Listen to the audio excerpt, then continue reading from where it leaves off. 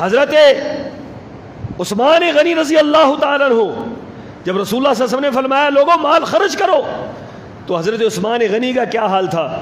اٹھ کر کھڑے ہوئے، اللہ کے رسول صلی اللہ علیہ وسلم 100 اونٹ بمائے سامان حرب و ضرب کے لدے ہوئے سامان سے اللہ کے رسول آپ کے قدموں میں ڈھیر کرتا ہوں۔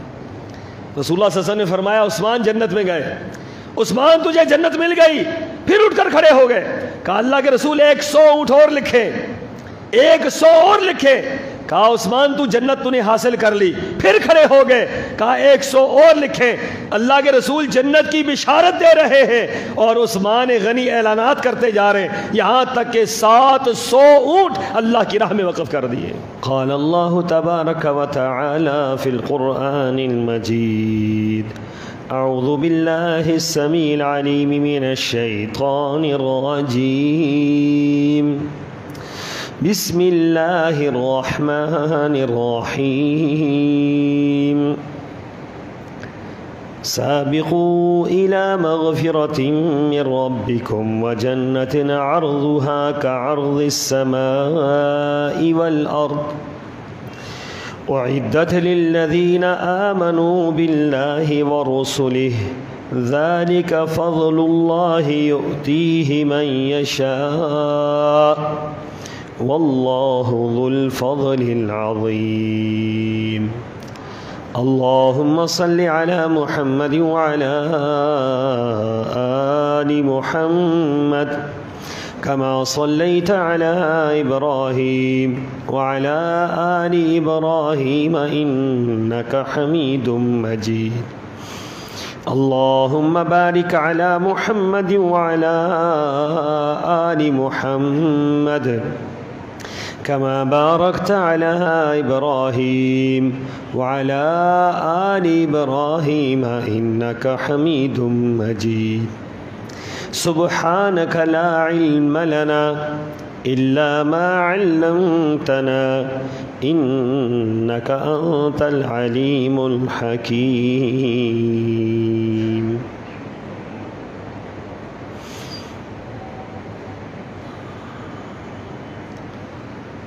اور جلدی کرو اللہ کی اس مغفرت کی طرف اور جنت کو حاصل کرنے کی طرف کہ جس جنت کا طول و عرض زمین و آسمان کے برابر ہے، اللہ نے ان لوگوں کے لیے تیار کی جو اللہ پر ایمان رکھتے ہیں اور اس کے رسول پر ایمان رکھتے ہیں، اور اللہ کا یہ فضل جسے چاہتا ہے اللہ عطا کرتا ہے، اور اللہ بہت بڑے فضل کا مالک ہے۔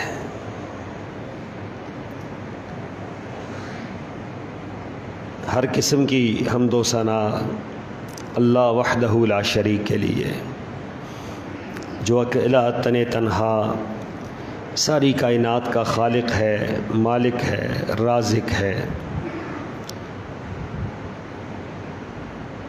ساری کائنات میں اسی کی حکومت ہے،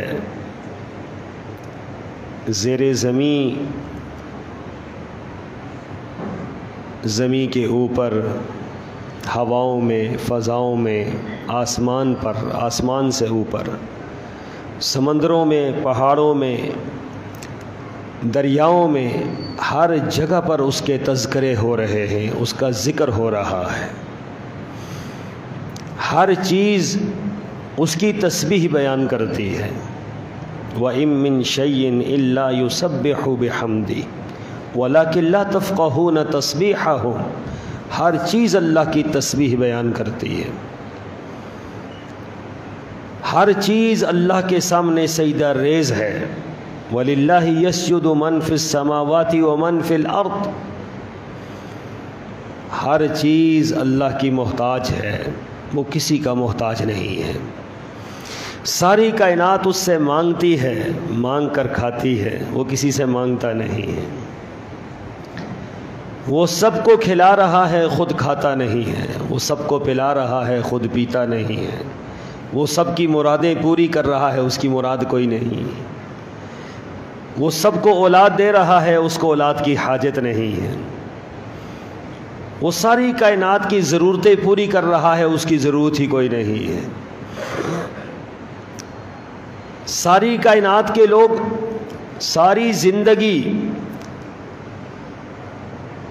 رب کی تعریف میں مگن رہیں اور اللہ کی تعریفات کر کر کے تھک جائیں، پوری زندگی اللہ کی تعریف کے سوا کوئی اور جملہ زبان سے نہ نکلے، پھر بھی اللہ کی تعریف کا حق ادا نہیں ہو سکتا ہے۔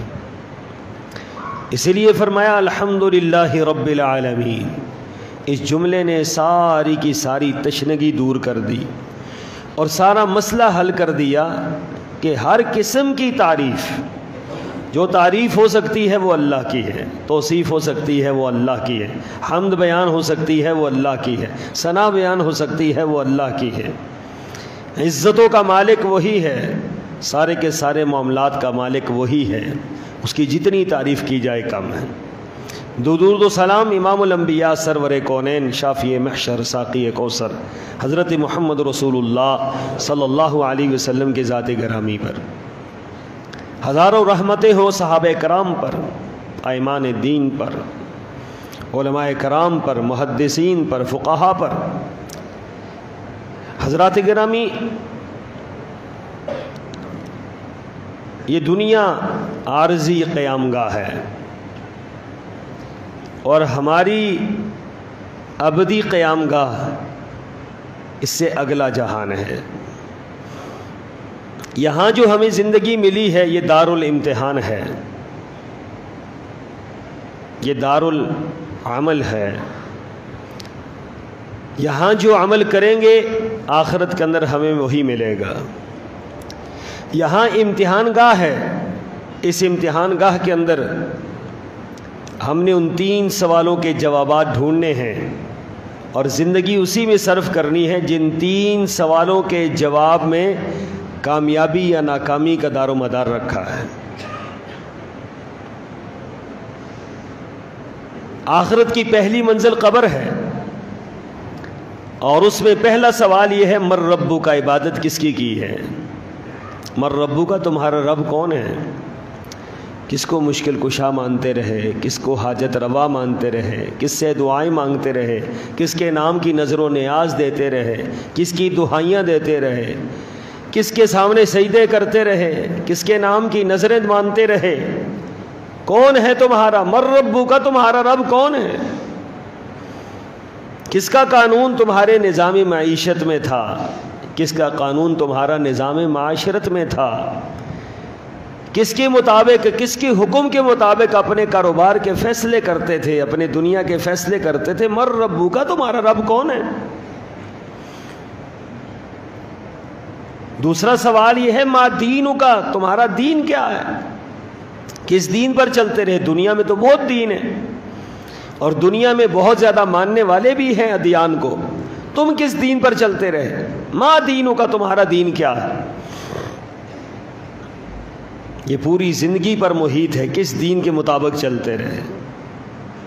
اگر یہ کہہ دیا جائے اللہ نماز تو میں تیرے دین کے مطابق پڑھتا تھا، دین کا یہاں پر لفظ استعمال ہوا ہے، اسلام کا لفظ استعمال نہیں ہوا۔ دین میں اور اسلام میں فرق ہے۔ دین پوری زندگی کے اعمال کا نام ہے، ہر طرح کے اعمال کا نام دین ہے، اور اسلام نماز، روزہ، زکوٰۃ، حج، ان چیزوں کا نام اسلام ہے۔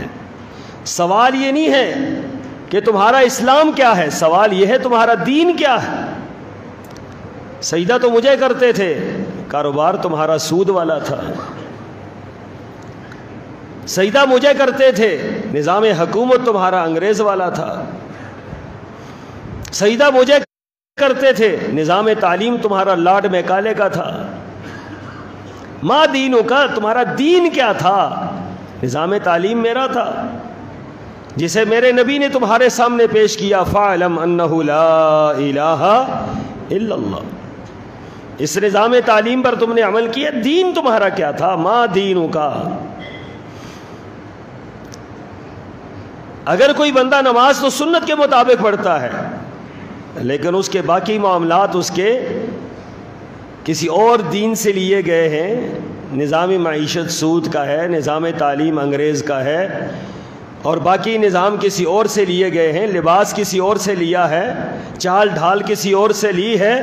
تو فرمایا وَمَن يَبْتَغِ غَيْرَ الْإِسْلَامِ دِينًا فَلَن يُقْبَلَ مِنْهُ. اللہ غیرت مند ہے، اللہ کا دین غیرت مند ہے.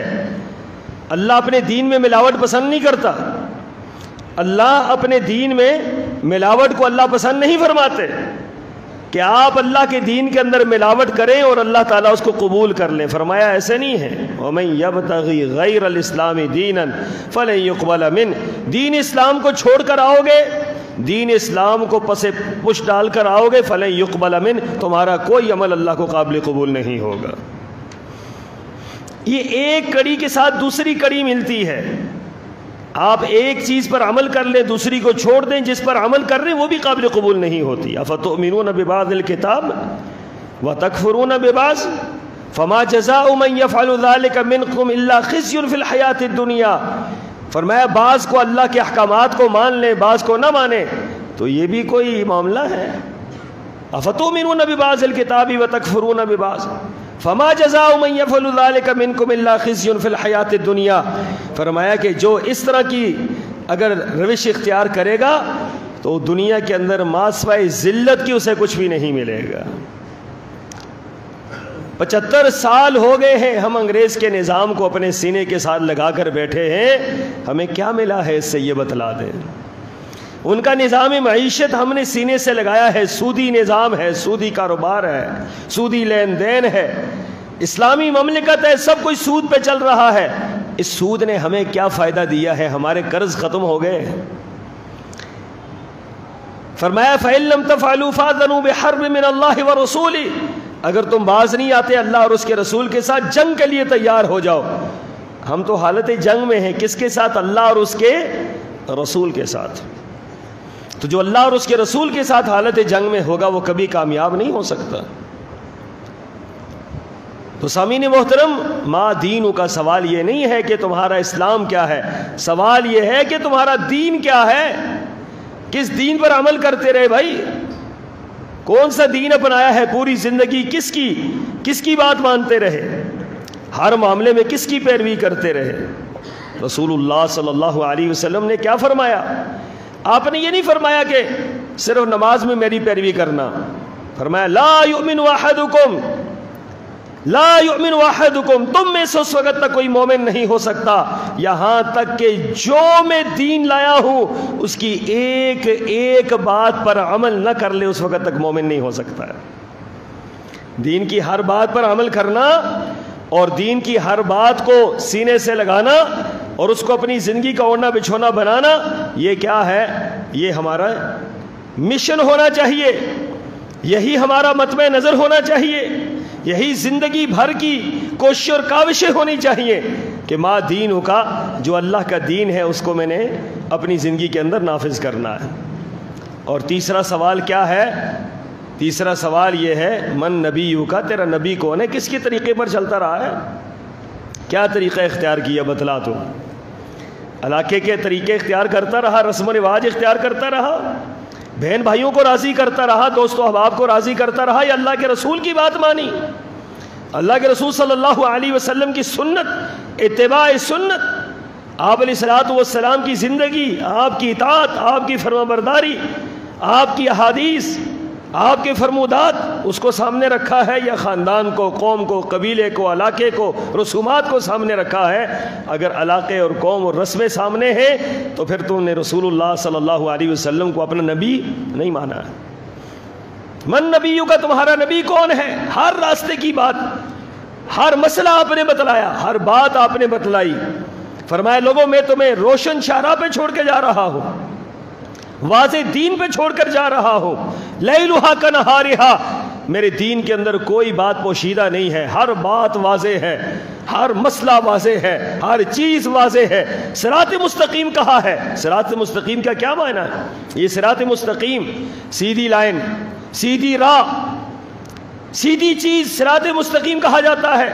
اور سیدھی راہ کے ناپنے اور تولنے کے لیے کسی علم کی ضرورت نہیں ہوتی. یہ ہاتھ لگائے نا، میں دیکھ نہیں رہا، مجھے نظر آ رہا ہے کہ اس میں تھوڑا پیچ خم ہے، اس میں یہ صرف ہاتھ لگانے سے بعض اوقات پتہ چل جاتا ہے سیدھی ہے یا ٹیڑھی ہے. تھوڑی سی آپ کوشش کر لیں, آپ کو پتہ چل جائے گا جس راستے پر آپ چل رہے ہیں وہ راستہ سیدھا ہے یا ٹیڑھا ہے. ایسا نہ ہو کہ آپ مدینے جانے کے چکر میں آپ کسی اور گاڑی میں بیٹھ جائیں اور پھر کہیں اور پہنچ جائیں اور آپ یہ سوچتے رہیں کہ ہم تو مدینہ طیبہ جانا چاہتے ہیں, تو جا کر کہیں اور اسٹاپ ہو آپ کا. اس لیے زندگی بھر یہ کوشش کریں, زندگی بھر یہ کوشش کریں کہ آپ کا ہر عمل رسول اللہ صلی اللہ علیہ وسلم کی سنت کے مطابق ہونا چاہیے.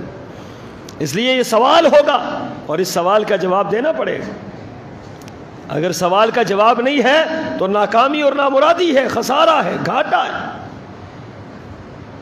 اس لیے یاد رکھیں جو آیت مبارکہ میں نے آپ کے سامنے تلاوت کی, اس آیت مبارکہ میں نیک اعمال میں آگے بڑھنے کا حکم ہے.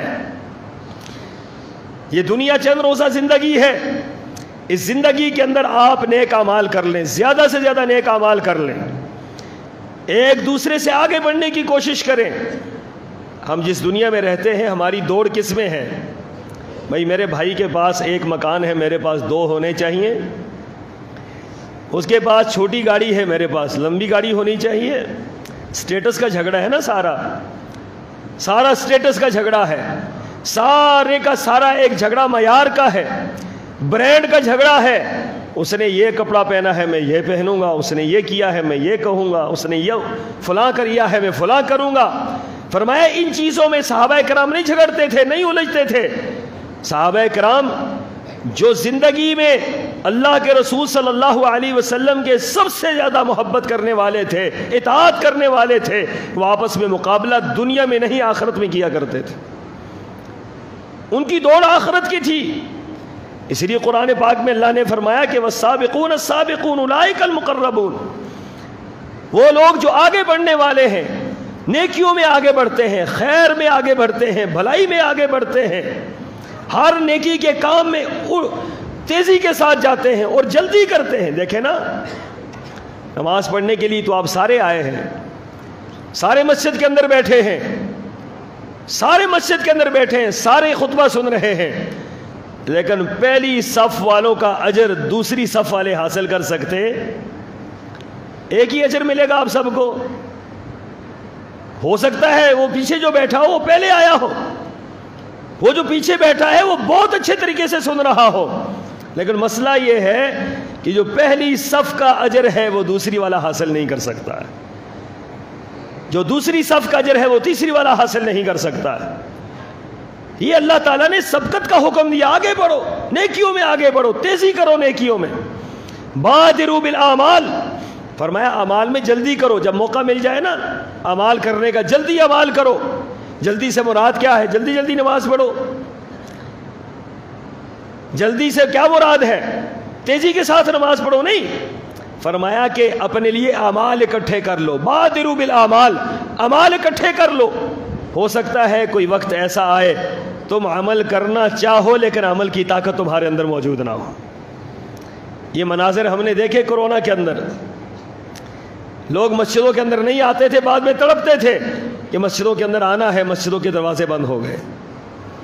بادروا بالاعمال, فرمایا کہ اعمال میں جلدی کر لو. جب موقع مل گیا ہے, اللہ نے موقع دیا, حالات سازگار ہیں, صحت مند ہے, تندرست ہے, توانا ہے, تو زیادہ سے زیادہ اعمال اکٹھے کرو. فرمایا کہ بعض اوقات فتنے پے در پہ آتے ہیں, فتنے بے در پہ فتنے آتے ہیں. بندہ صبح کو مومن ہوتا ہے, شام کو کافر ہو جاتا ہے, شام کو مومن ہوتا ہے, صبح کو کافر ہو جاتا ہے. یہ حدیث مبارکہ بڑی ڈرا دینے والی ہے. اتنی تیزی کے ساتھ فتنے آئیں گے, اتنی تیزی کے ساتھ فتنے آئیں گے کہ ایک بندہ صبح مومن ہوگا, شام کو کافر ہو جائے گا, فتنوں کا شکار ہو جائے گا, الحاد اور لادینیت کا شکار ہو جائے گا, فرقہ پرستی کا شکار ہو جائے گا, کسی مسئلے میں شکوک و شبہات کا شکار ہو جائے گا, اور صبح کو مومن ہے, شام کو کافر ہے, شام کو مومن ہے, صبح کو کافر ہے. یہ حدیث کے الفاظ ہیں, رسول اللہ صلی اللہ علیہ وسلم فرما رہے ہیں. آپ نے فرمایا اعمال میں جلدی کرو. اور صحابہ کرام پر قربان جائیں کہ وہ اس میں بہت زیادہ آگے بڑھنے والے تھے. 2 صحابہ جو چھوٹی عمر کے تھے, کسی جنگ کے موقع پر سرور کونین صلی اللہ علیہ وسلم کے پاس آئے. آپ نے دیکھا ایک موٹا تازہ ہے, اور ایک تھوڑا سا کمزور ہے، جو تھوڑا سا موٹا تازہ تھا اس کو کہا بھائی جاؤ آپ میدان جہاد میں جا سکتے ہیں۔ اب جو کمزور تھا اس کو واپس لوٹا دیا۔ اب کمزور پریشان ہو گیا کہ یار ہم دونوں ہم عمر تھے اور میدان جہاد کے اندر جاتے نیکیاں حاصل کرتے، میرا بھائی چلا گیا میں رہ گیا، تو رونے کے لیے بیٹھ گیا، کہتا ہے نہیں میں نے بھی جانا ہے۔ اب دل میں ایک ترکیب آئی، وہ اپنے اس بھائی کے پاس گیا جس کو میدان جہاد میں جانے کی اجازت ملی تھی، اسے جا کر کہا کہ یار ایک میرے ذہن میں ایک ترکیب ہے۔ کہا وہ کیا ہے؟ کہا تمہیں تو اجازت مل گئی ہے، تو مجھے اللہ کے رسول نے واپس لوٹا دیا، تو لہٰذا اب اللہ کے رسول کے سامنے میں جاؤں گا، میں کہوں گا اللہ کے رسول آپ اس کے ساتھ میری کشتی کروا دیں، اور اگر یہ مجھ سے جیت جائے تو ٹھیک ہے، اگر میں اس سے جیت جاؤں تو مجھے بھی بھیج دیں۔ پلان یہ تھا کہ تم گر جانا، تمہیں تو اجازت ویسے ہی مل گئی ہے، تم گر جانا۔ اب یہ دونوں گئے رسول اللہ صلی اللہ علیہ وسلم کی خدمت میں، کشتی ہوئی اور پلان تو یہی تھا، وہ گر گئے جان بوجھ کے۔ اللہ کے رسول صلی اللہ علیہ وسلم نے فرمایا ہاں دونوں تم بھی ساتھ چلے جاؤ، اور دونوں میدان جہاد کے اندر ساتھ جا رہے ہیں۔ کیوں؟ کہ میرا بھائی نیکیوں میں آگے بڑھ گیا، میں کہیں پیچھے نہ رہ جاؤں۔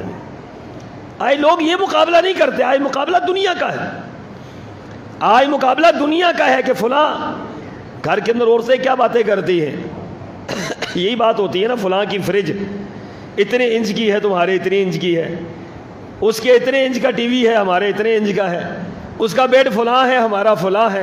بھائی یہ کوئی مقابلے کی چیزیں ہیں؟ مقابلہ آخرت میں کریں، اللہ کی قسم بیڈ ہو نہ ہو اس زندگی کا گزارا ہو جائے گا، لیکن اگر دین نہیں ہوگا تو اللہ کی قسم ہے ناکام ہو جائیں گے۔ مکان پکا ہو نہ ہو گزارا ہو جائے گا، جھوپڑی میں رہ جائیں گزارا ہو جائے گا۔ آپ کا دین مضبوط ہے، آپ کا ایمان مضبوط ہے، اللہ پر توکل مضبوط ہے، آپ کا اسلام کے ساتھ تعلق ہے، آپ جھوپڑی میں رہ کے جائیں گے، آپ کامیاب ہو جائیں گے۔ لیکن اگر آپ محل میں رہتے ہیں، تاج محل میں رہتے ہیں، عقیدہ کمزور ہے، عمل کمزور ہے، اللہ کے رسول کی سنتوں پر عمل نہیں ہے، دین اسلام کے ساتھ تعلق نہیں ہے، تو آپ ناکام اور نامراد ہیں۔ جیسے ہی آنکھیں بند ہوگی آگے اتنا خوفناک گڑھا تیار ہوگا جس کا تصور بھی نہیں کیا جا سکتا۔ اس لیے فرمایا سابقوا الی مغفرۃ من ربکم، بھائی ایک دوسرے سے سبقت کرو، آگے بڑھو ایک دوسرے سے، فاستبقوا الخیرات، نیکیوں میں آگے بڑھو ایک دوسرے سے، بڑھ چڑھ کر حصہ لو ایک دوسرے سے۔ اور یہی وہ جذبہ تھا حضرت ابوبکر صدیق رضی اللہ تعالیٰ عنہ کے ساتھ۔ حضرت عمر ہمیشہ سوچا کرتے تھے کہ میں ابو بکر سے نیکیوں میں آگے بڑھوں، مقابلے ہوتے تھے نیکیوں میں آگے بڑھنے کے، اور باقاعدہ ابوبکر صدیق رضی اللہ تعالیٰ عنہ کے متعلق حضرت عمر فرماتے ہیں میں ہمیشہ یہی سوچتا رہا کہ ابو بکر سے نیکیوں میں کیا کر لوں، آگے نکل جاؤں، نیکیوں میں آگے نکل جاؤں۔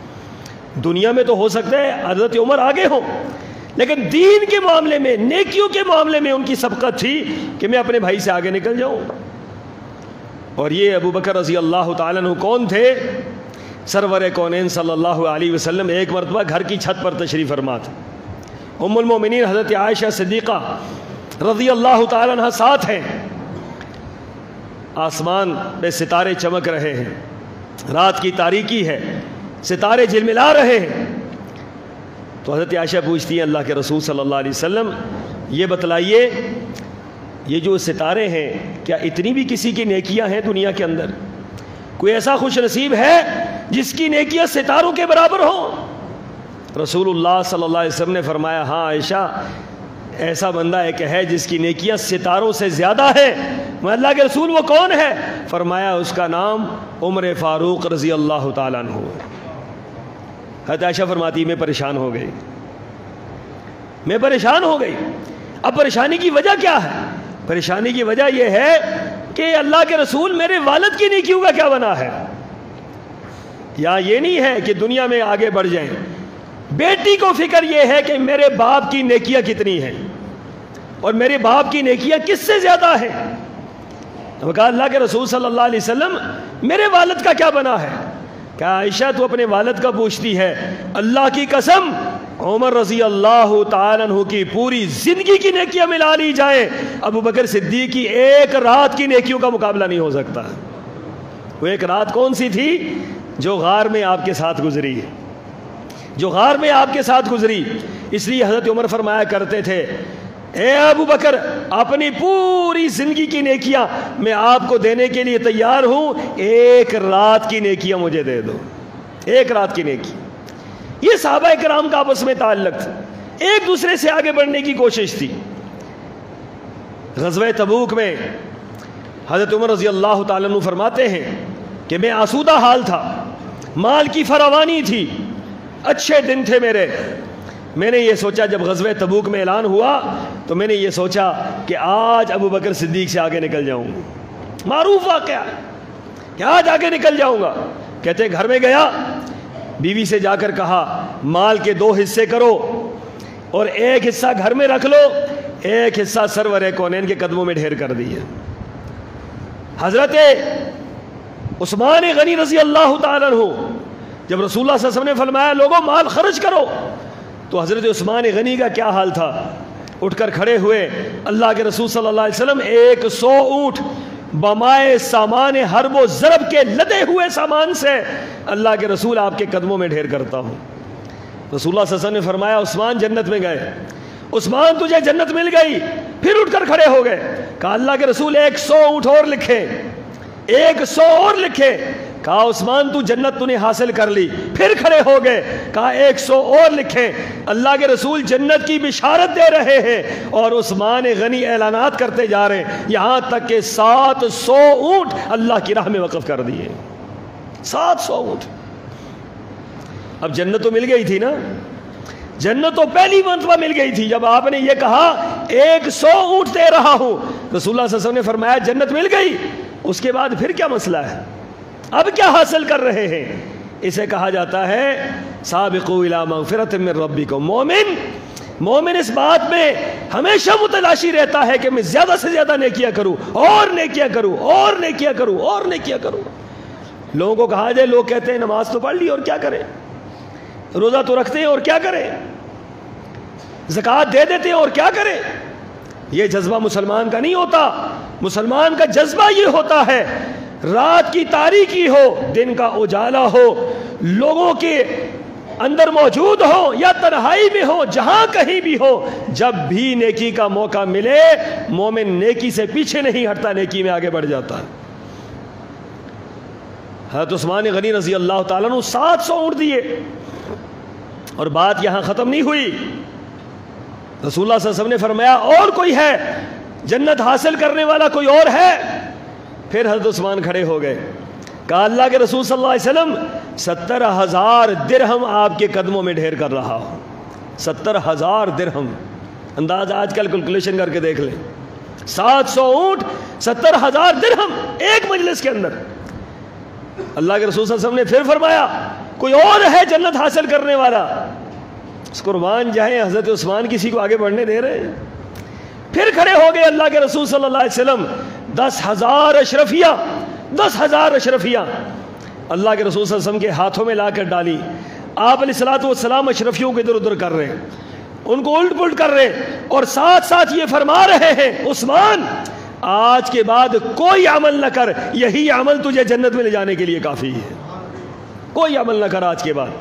کیا حضرت عثمان نے عمل چھوڑ دیا تھا؟ اس کے بعد حضرت عثمان نے عمل چھوڑ دیے کہ اللہ کے رسول نے فرما دیا کہ آج کے بعد کوئی ضرورت نہیں ہے عمل کرنے کی، تیرے لیے جنت کافی ہے، مل گئی تجھے جنت۔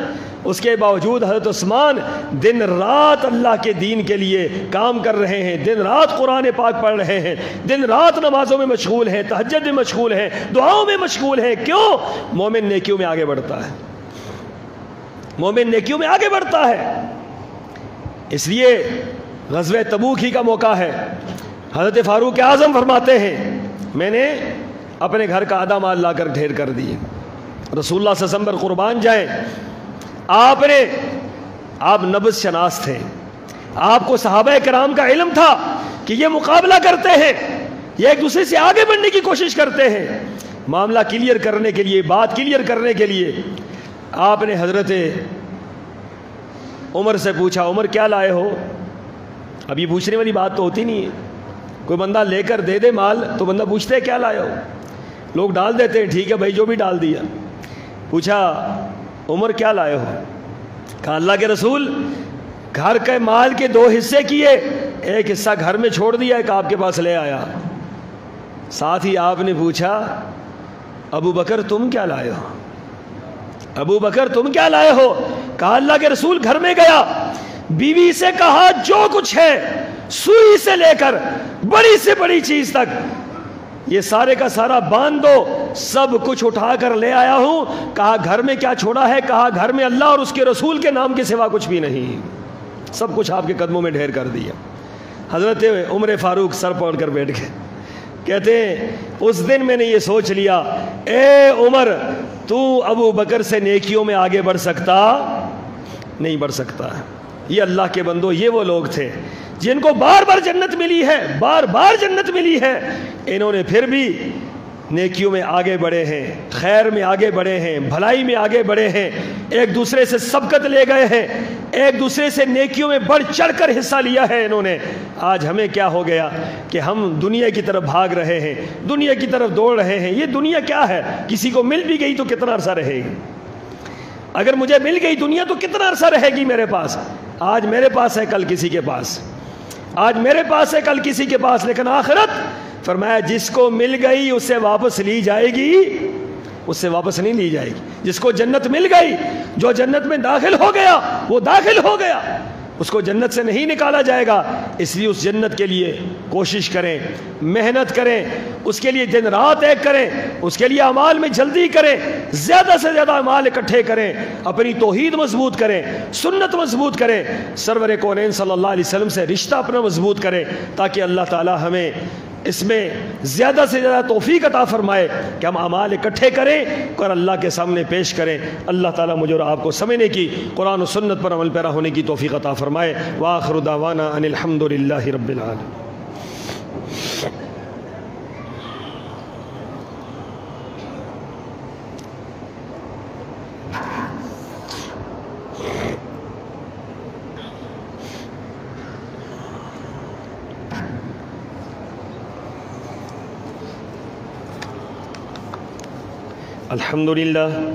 الحمد لله نحمده ونستعينه ونستغفره ونؤمن به ونتوكل عليه ونعوذ بالله من شرور أنفسنا ومن سيئات أعمالنا من يهده الله فلا مضل له ومن يضلل فلا هادي له وأشهد أن لا إله إلا الله وحده لا شريك له وأشهد أن محمدا عبده ورسوله أما بعد فإن أحسن الكلام كلام الله وأحسن الهدي هدي محمد صلى الله عليه وسلم وشر الأمور محدثاتها وكل محدثة بدعة وكل بدعة ضلالة وكل ضلالة في النار۔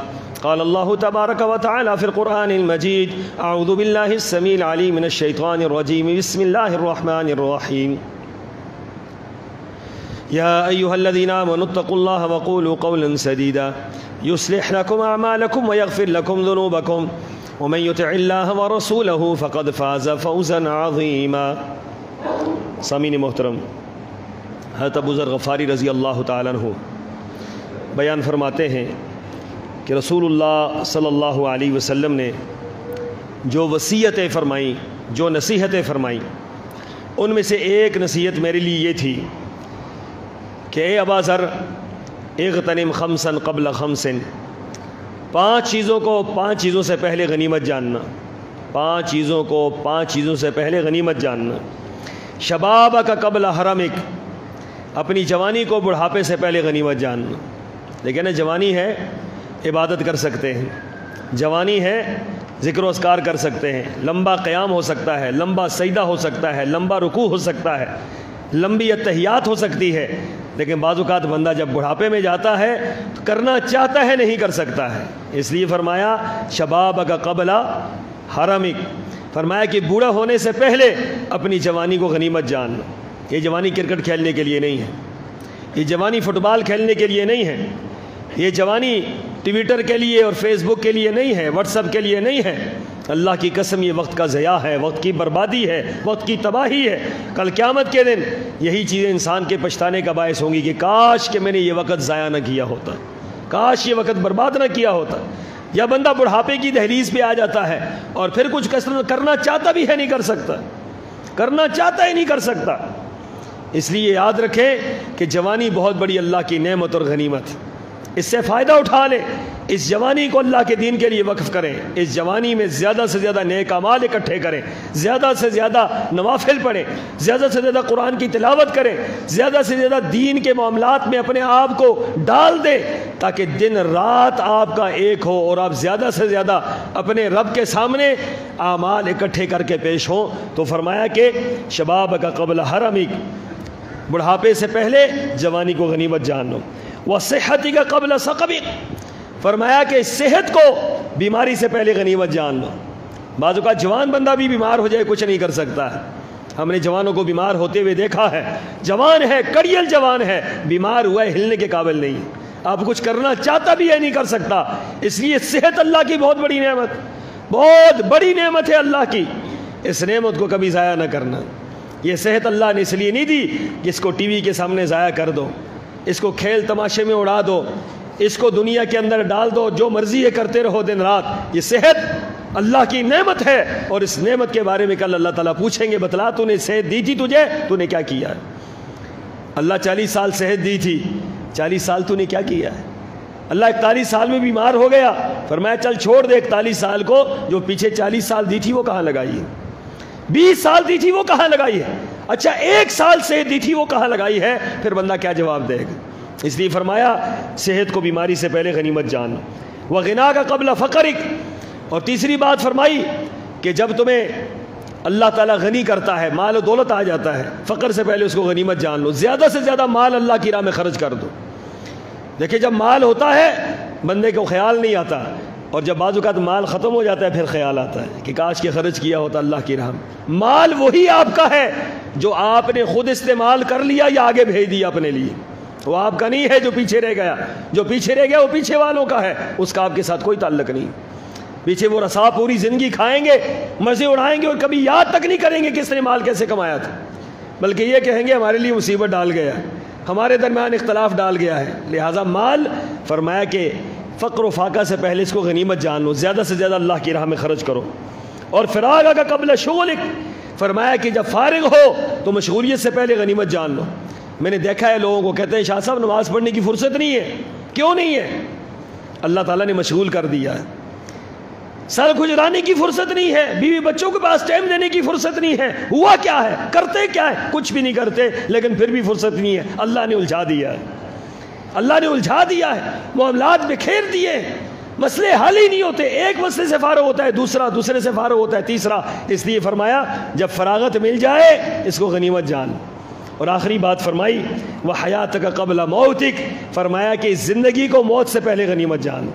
جو اللہ نے زندگی دی ہے نا یہ امانت ہے، اس کو موت سے پہلے غنیمت جان لو، اور موت سے پہلے زیادہ سے زیادہ اعمال کر لو تاکہ اللہ کے سامنے کل پیش ہونے کے لیے کچھ نہ کچھ آپ کے پاس ہو، تاکہ اللہ تعالیٰ کے ہاں کامیاب ہو سکے۔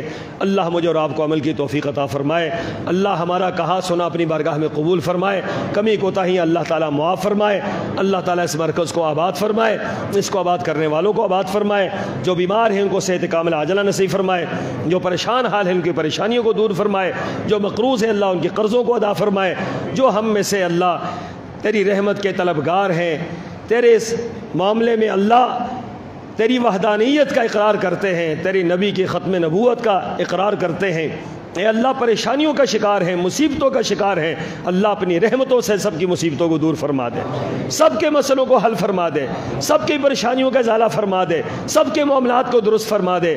اے اللہ ہم میں سے ایک ایک شخص کو اپنے دین کے لیے قبول فرما لے، اپنے اسلام کے لیے قبول فرما لے، دین اسلام کے لیے زیادہ سے زیادہ اللہ ہم سے کام لے لے، اللہ اپنے نبی کی توحید کا کام ہم سے لے لے، اپنے نبی کی سنت کا کام ہم سے لے لے، اور زیادہ سے زیادہ اللہ ہمیں گناہوں سے بچنے کی توفیق عطا فرما دے۔ اللہ تعالیٰ آپ سب حضرات کو جزائے خیر عطا فرمائے۔ ایک دو اعلانات میں کرنا چاہتا ہوں، میں عادت میری یہ ہے کہ میں ٹائم پر نماز کھڑی کرنے کا عادی ہوں۔ یہاں کہا یہ گیا تھا کہ آپ 40 منٹ تک نماز کھڑی کریں، میں کہتا ہوں 35 منٹ جب لکھا ہے تو 35 منٹ پہ انشاءاللہ نماز کھڑی ہوگی۔ تو یہ ایک دو دعائے مغفرت کے لیے کہا گیا ہے، فیروز بھائی کے والدین اور ندیم بھائی کے والدین، ان کے لیے دعائیں مغفرت فرمائیں۔ صحت کے لیے طارق سرور صاحب اور آگے کوئی میرے خیال میں کوئی ہماری بہن ہے، ان کے لیے سب کے لیے دعا فرمائیں، اللہ تعالیٰ جو بیمار ہیں اللہ صحت کاملہ عاجلہ نصیب فرمائے۔ اور اس کے علاوہ ایک اعلان ہے جو مسجد والوں کی طرف سے ہے اور انہوں نے میری ذمہ داری لگائی ہے. اس اعلان کے ساتھ میرے خطبے کا کوئی تعلق نہیں ہے. یہ صرف ایک ذمہ داری میرے ذمہ لگائی گئی ہے، میں آپ تک پہنچا رہا ہوں. اور ذمہ داری یہ ہے کہ دارہ قرآن و سنت فروغ قرآن و سنت کی اورنگی ٹاؤن کی برانچ جامع مسجد و مدرسہ خطیۃ الکبریٰ اسلام نگر اورنگی ٹاؤن بلاک 11 میں تعمیراتی کام جاری ہے.